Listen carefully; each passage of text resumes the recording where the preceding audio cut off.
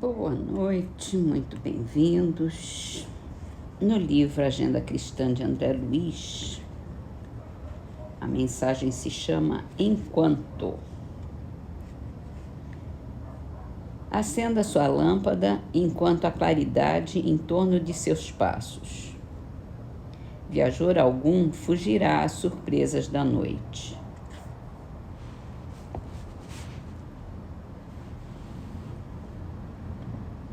Livro dos Espíritos, a gente está na pergunta 1009, que ela pergunta se as penas jamais são por toda a eternidade. E essa resposta é de Lamennais, é do Espírito, né? Claro. Apliquem-se por todos os meios ao seu alcance em combater, em aniquilar a ideia da eternidade das penas.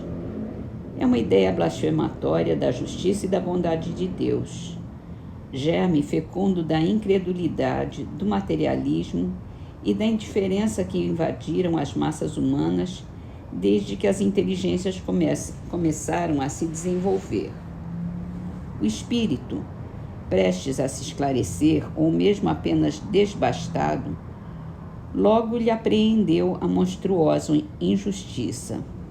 Sua razão a repele e, então, é raro que não englobe no mesmo repúdio a pena que o revolta e o Deus a quem atribui. Daí os males sem conta que tem desabado sobre todos, aos quais vimos trazer remédio. Tanto mais fácil será a tarefa que lhes apontamos, quanto é certo que todas as autoridades em quem se apoiam os defensores de tal crença evitaram todas se pronunciar formalmente a respeito. Nem os concílios, nem os pais da Igreja resolveram essa grave questão. Muito embora, segundo os evangelistas e tomadas ao pé da letra, as palavras emblemáticas de Cristo, ele tem ameaçado os culpados com um fogo que não se extingue, com um fogo eterno. Absolutamente nada se encontra nas suas palavras capaz de provar que os haja condenado eternamente.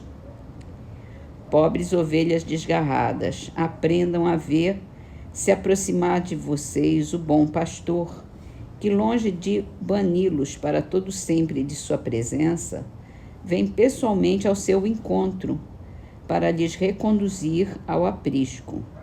Filhos pródigos, deixem o seu voluntário exílio, encaminhem seus passos para a morada paterna. O Pai lhes estende os braços e está sempre pronto a festejar seu regresso ao seio da família. Muito bonita essa mensagem. Hoje nós vamos ler o Evangelho segundo o Espiritismo. Estamos no capítulo Bem-aventurados os aflitos e o item de hoje é o suicídio e a loucura.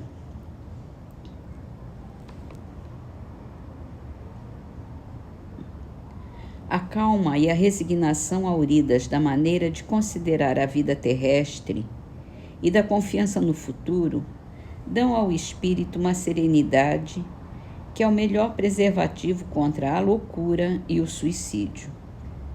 Com efeito, é certo que a maioria dos casos de loucura se deve à comoção produzida pelas vicissitudes que o homem não tem coragem de suportar. Ora, se encarando as coisas deste mundo da maneira que o Espiritismo faz que ele as considere, o homem recebe com indiferença, até mesmo com alegria, os reveses e as decepções que o houveram desesperado em outras circunstâncias. Evidente se torna que essa força, que o coloca acima dos acontecimentos, lhe preserva de abalos a razão, os quais, se não fora isso, a conturbariam. O mesmo ocorre com o suicídio. Postos de lado, os que se dão em estado de embriaguez e de loucura, aos quais se pode chamar de inconscientes, é incontestável que ele tem sempre por causa um descontentamento, quaisquer que sejam os motivos particulares que se lhe apontem. Ora, aquele que está certo de que só é desventurado por um dia e que melhores serão os dias que hão de vir, enche-se facilmente de paciência. Só se desespera quando nenhum termo divisa para os seus sofrimentos, e que é a vida humana com relação à eternidade, senão bem menos que um dia. Mas para o que não crê na eternidade e julga que com a vida tudo se acaba, se os infortúnios e as aflições o acabrunham, unicamente na morte vê uma solução para as suas amarguras. Nada esperando, acha muito natural, muito lógico mesmo, abreviar pelo suicídio as suas misérias. A incredulidade, a simples dúvida sobre o futuro, as ideias materialistas, numa palavra, são os maiores incitantes ao suicídio, ocasionam a covardia moral. Quando homens de ciência, apoiados na autoridade do seu saber, se esforçam por provar aos que os ouvem ou leem que estes nada têm a esperar depois da morte, não estão de fato levando-os a deduzir que, se são desgraçados, coisa melhor não lhes resta se não se matarem? Que lhes poderiam dizer para desviá-los dessa consequência? Que compensação lhes podem oferecer? Que esperança podem lhes dar? Nenhuma, a não ser o nada.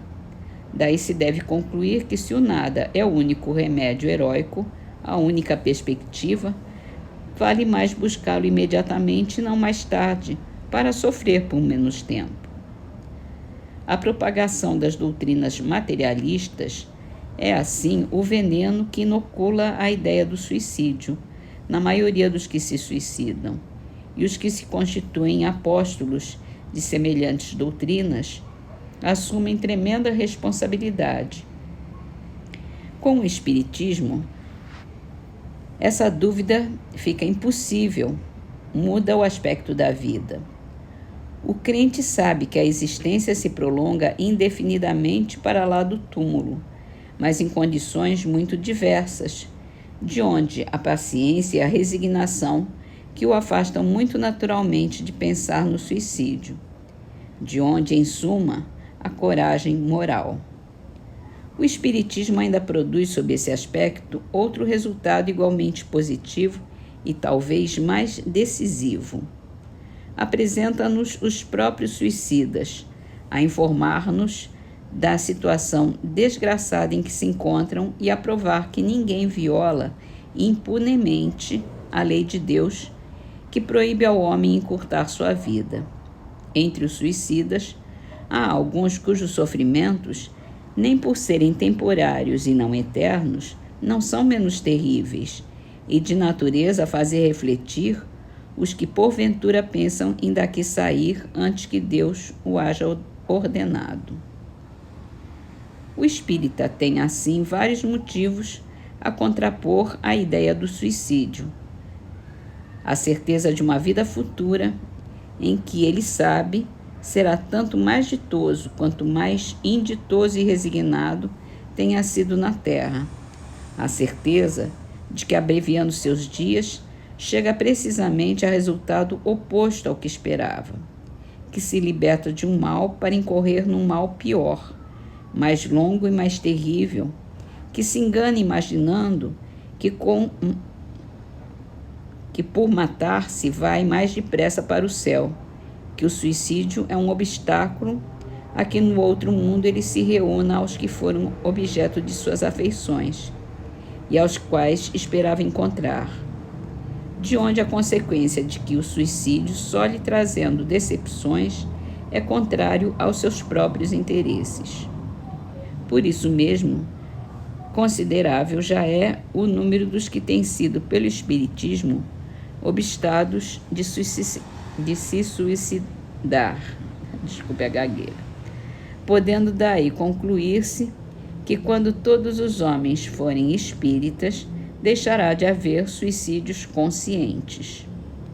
Comparando-se então os resultados que as doutrinas materialistas produzem com os que decorrem da doutrina espírita, somente do ponto de vista do suicídio, forçoso será reconhecer que, enquanto a lógica das primeiras a ele conduz, a da outra o evita, fato que a experiência confirma.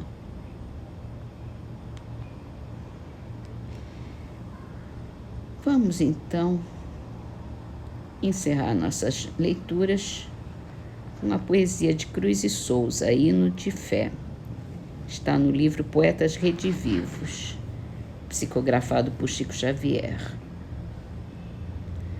Almas tristes da terra, almas cansadas, no casulo da sombra merencória, que sonhais a beleza, o amor e a glória das sublimes esferas estreladas. Almas que padeceis acorrentadas aos tormentos da carne transitória, falenas presas à sinistra escória das aflições de todas as estrelas. Aves de luz no lodo miserando, desatai vossas lágrimas cantando sob as rudes algemas da ansiedade. Louvai a angústia que vos dilacera, que a santa liberdade vos espera nos azuis amplidões da imensidade.